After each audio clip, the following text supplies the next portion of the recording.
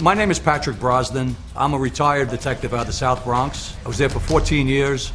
In 1996, I formed a boutique investigative intelligence and security company. We're licensed in about 20 states. We conduct wide-ranging investigations of murders, armed robberies, sexual assaults, rapes, arson, basically every bad thing that a human can do to another human.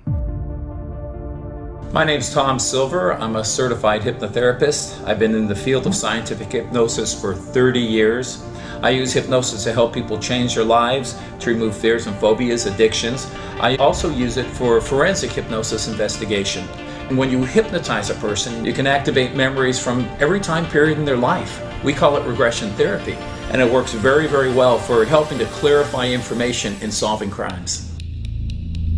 My name's Lisa Williams, and I am a psychic medium, which means I am able to communicate with those people who are no longer with us. To actually work with spirit, which is what I call them, I use all my 5 senses. So I see images, I hear things, I feel the pain that they went through, and the additional sense of knowing when something's going to happen. The reality is there's a lot of bad guys out there committing far more crimes in the aggregate than there are investigators researching and solving.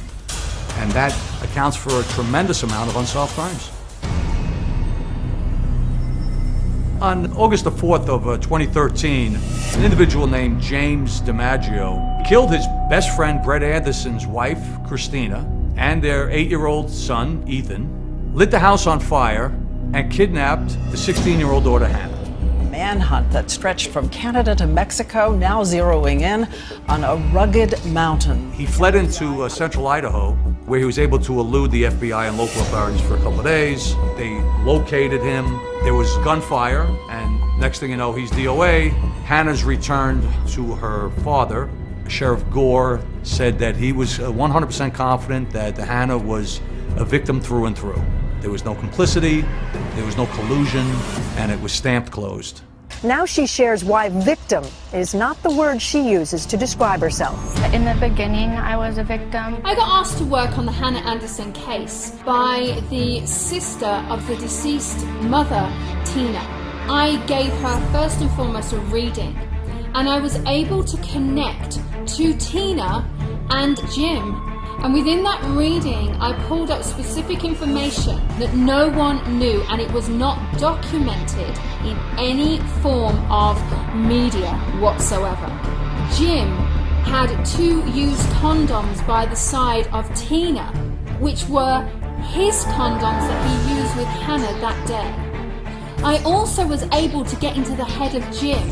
Hannah and Jim had actually gone away to a hotel in Hollywood only a few weekends before to actually start to plan their getaway escape. That's how I came to the conclusion. Hannah Anderson planned this murder with Jim to get her own mother.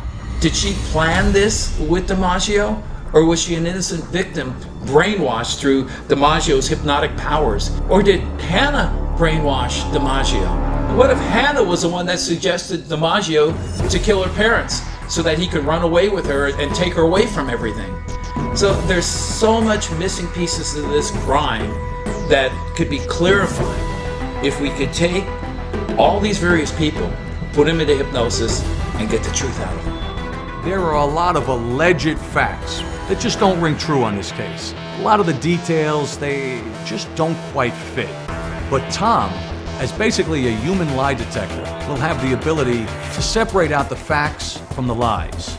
Oftentimes, everyone has a reason to lie, and it's the investigator's mission to sift through those statements. I think there's a lot of loose ends in this case, and I think there's a lot of people that know exactly what's occurred, but somehow there's a guard up and they're not really telling all the information they know. There's so many unanswered questions.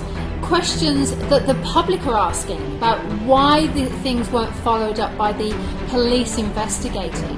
So I believe that the 3 of us could really get our teeth into it and actually get some closure. Because it's so unconventional, I think we have a great opportunity of solving these murders, these unsolved murders, because we're stepping out of the box and we're going beyond normal tradition criminal investigation.